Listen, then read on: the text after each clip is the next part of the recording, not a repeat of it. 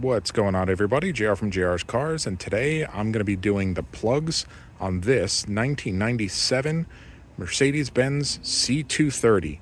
So stick around and I'll show you how to get these done.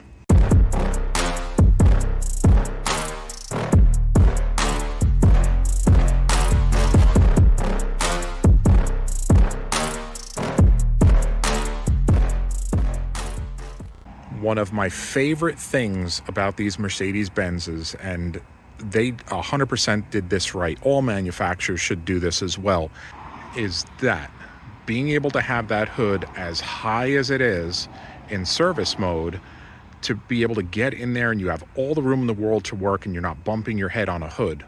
And there you can see how high it actually goes. And I love it because I'm a tall guy and I hit my head on everything when I'm underneath these hoods.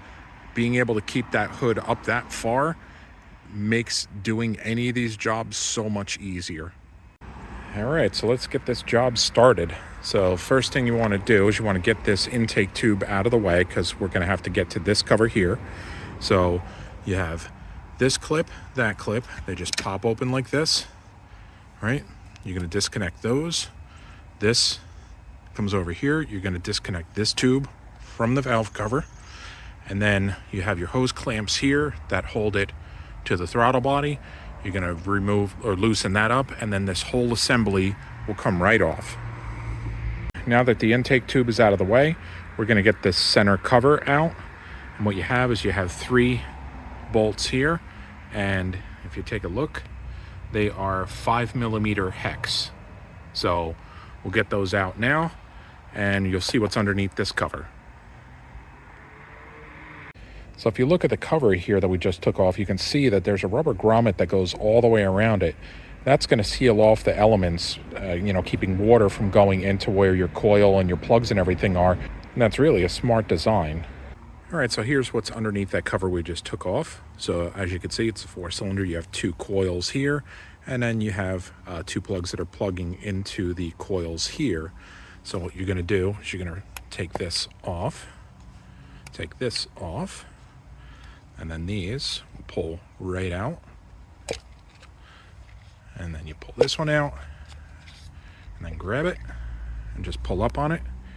And that's your wire assembly that you need to remove to get to these 2 spark plugs. And then what you're going to do is you're going to remove the coils one at a time to get to those plugs as well. But what I do is I'll just take one off at a time, because you have all these wires that are in here too. I don't want to really maneuver them around all that much because they can get brittle. And what I found was easiest with the back one here is there's this little rubber grommet that goes right in that groove there.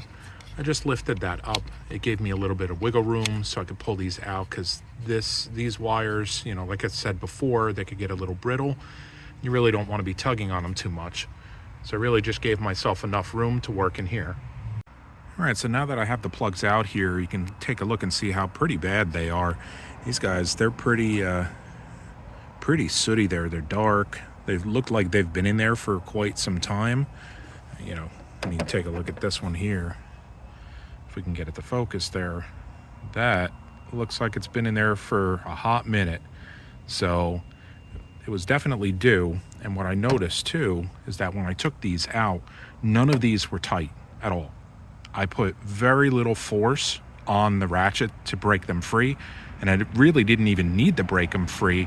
They just unscrewed. I probably could have even done it by hand, so it's kind of, it was a good thing that I looked at these plugs to see if they needed to be done.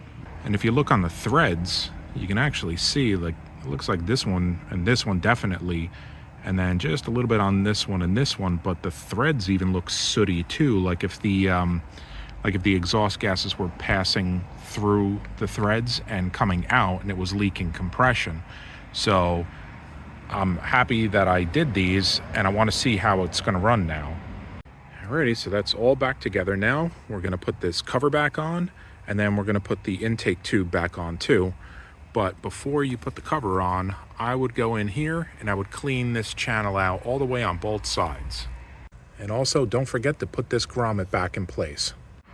And of course, while you have all this apart, it's a good time to go look at your air filter, see if that needs to be replaced, and just give it a good once over to see if you have any vacuum leaks or some crumbling vacuum hoses that need to be replaced. You know, while you have it apart, it's the best time to do it. Alrighty, here we go.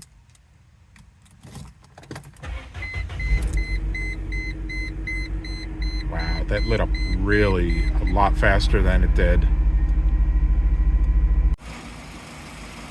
And she's running real smooth, nice and quiet. So I call that great success. And there you have it. It's nice and simple and easy to do. Anybody can do it. So do me a favor, if this helped you out, smash that like button, drop your comments down below, and consider subscribing to the channel because I have a lot more coming on this car alone. And then, of course, I still have my Mercury sitting over here that I need to finish up getting some work done so I can get this on the road and stop using it as a table. I hope everybody's staying safe out there, and I'll catch you all in the next video.